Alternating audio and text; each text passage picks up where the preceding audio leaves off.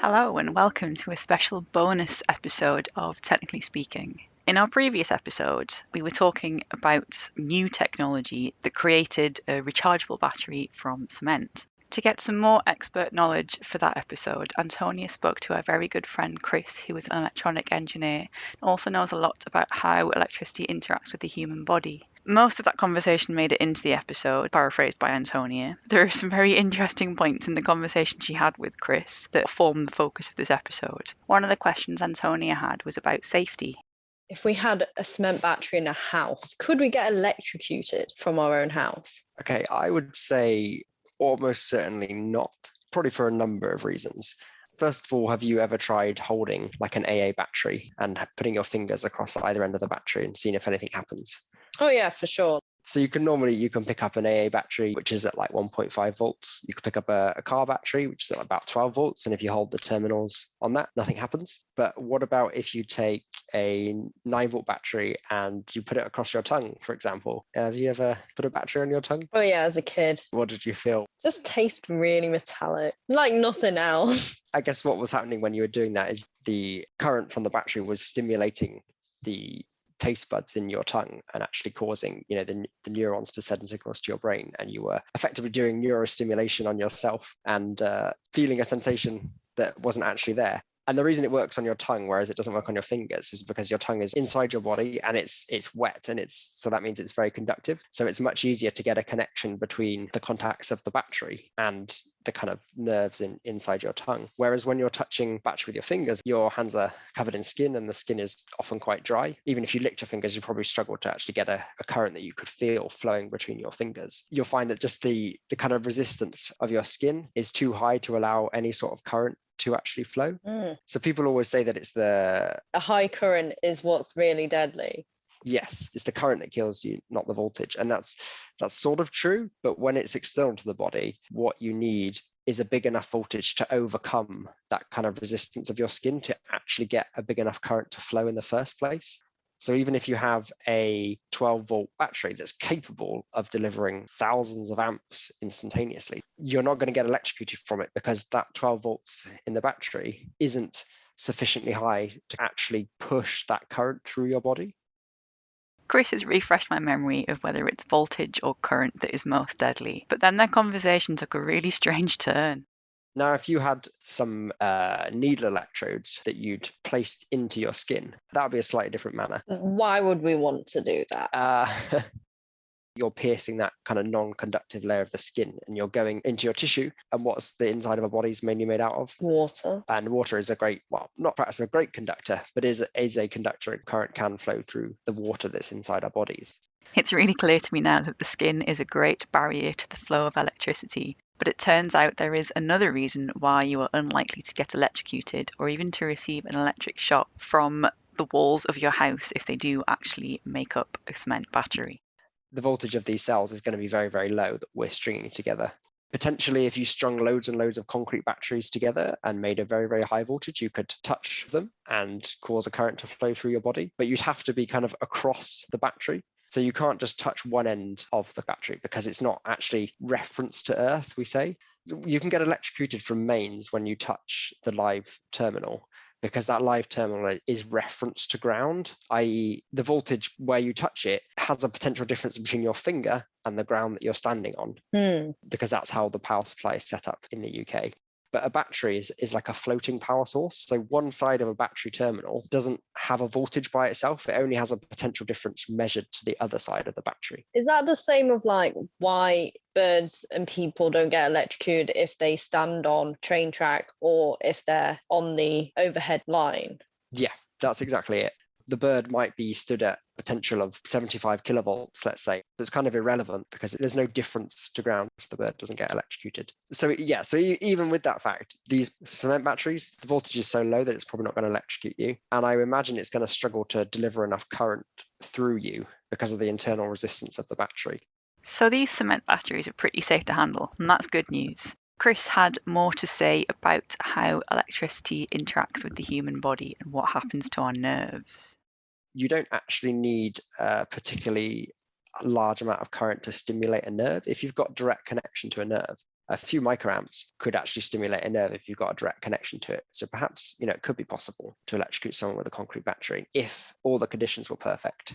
So maybe if we had an open wound. Well, maybe 2 open wounds. We've got an open wound on each arm, Yeah. and then we've got a concrete battery that will have to be physically massive in order to get a large enough voltage. Yeah. But we're somehow going to be able to touch both ends of the battery. Do we want to stop the heart, or do we want to just feel a tingling sensation? I mean, I don't know what the definition of being electrocuted even is like. Well, I've looked up on the government's health and safety executive website. They seem to define an electric shock as a current that flows that blocks the electrical signals between the brain and the muscles. Oh gosh, that sounds quite serious. It still sounds like getting a serious injury from a concrete battery is quite unlikely, although if you really wanted to set things up in a very particular way, you could probably stimulate some nerves. There's yet another reason why you are quite safe from any form of injury from a concrete battery that involves electricity. Even if we had a concrete battery in our walls, the anode and the cathode aren't exposed. The concrete in this battery is the electrolyte. It's the anode and the cathode, the conductive bits that we don't want to touch that could electrocute us. The electrolyte is kind of just a medium for the electrons to flow in between the two of these. If you imagine the concrete battery as the walls that you're touching, the kind of actual terminals are inside the wall. Yeah, I think you're not going to get electrocuted touching the walls for a number of reasons. Good to know. Good to know. Well, thank you for your expert opinion, Chris. Chris knows about far more than just electrical storage. He's also done a lot of research in generating electricity from motions of the human body. What's your interest in this topic? How did I drag you into this episode? How did Antonia drag me into this episode? Okay, well, I did my PhD in wearable electronics, and as a part of that, I was looking at energy harvesting, and I was particularly trying to see if we could power like a small wearable device. So that's a small bit of electronics that goes on the body and potentially measures some sort of biosignal on the body, and whether we could power a device that did that using just our footsteps. So I made some insoles that went inside the feet. In the feet? In the shoes. There's some insoles that went in the shoes. And I did quite a lot of work estimating, looking at people's like walking speeds and putting different energy harvesters inside their shoes and looking at whether that would be able to power my electronics that I developed. And there was once research into whether we could combine the idea of generating electricity from motions of the human body along with using the fabric of our homes to generate or store electricity.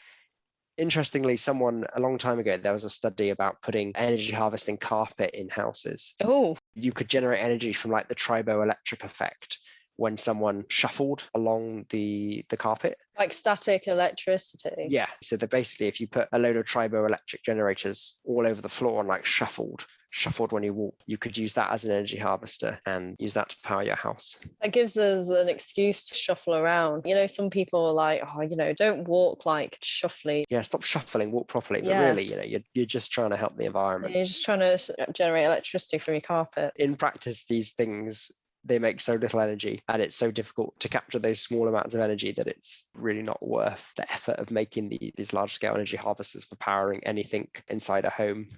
They could be useful for doing sensing where you've got a very small bit of electronics that's doing something very simple and it's doing it very infrequently. But for a house where you're doing big things like powering lights and having cookers on and you're leaving them on for long periods of time, it's never going to work. It's never going to scale to that sort of application.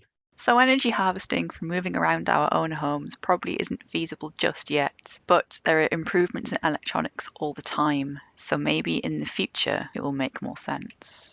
Everything gets smaller and more efficient. Moore's law says that you can double the transistor count on the same surface area every 2 years or 1.5 years or whatever it is. So it's not infeasible to say that within 10 years' time, having the same device take an order of magnitude less power isn't too much of an infeasible statement to make. And advances in electronics usually means that we use more elements on the periodic table. This makes the devices more complicated and also raises questions about where we'll get those elements from. The cement batteries used iron and nickel as the anode and cathode, but who knows what the future might hold? And does this mean that we're creating a different problem? Kind of adding to our usage of metals. This is something I argued before in my research looking at sustainable electricity was are we replacing fossil fuels with metals if we're not able to recover them afterwards? Now, electricity generation technologies. Wonder how easy it is to recycle not recycle, what's it, regenerate. Yeah, so why does a battery lose capacity in the first place?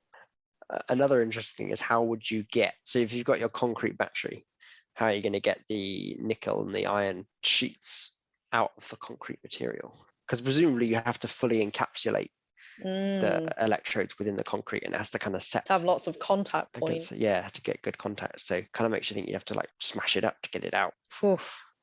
Antonia talked about recharging the cement-based batteries in the full episode, and about recovering them from our homes too. The big questions for any emerging technology are really about the resources that are needed to make them, the useful life of that technology, and what happens once it's no longer useful. Ultimately, we're asking how these scientific advances can be useful for society. The views expressed in this podcast belong entirely to the person that said them. They do not represent any industry or organisation. If you enjoyed listening to these views, it would really help us out if you could rate us, leave a review and tell a friend. This podcast was sponsored by no one, but if you're interested in funding us to continue to have frank discussions about science and engineering, please get in touch.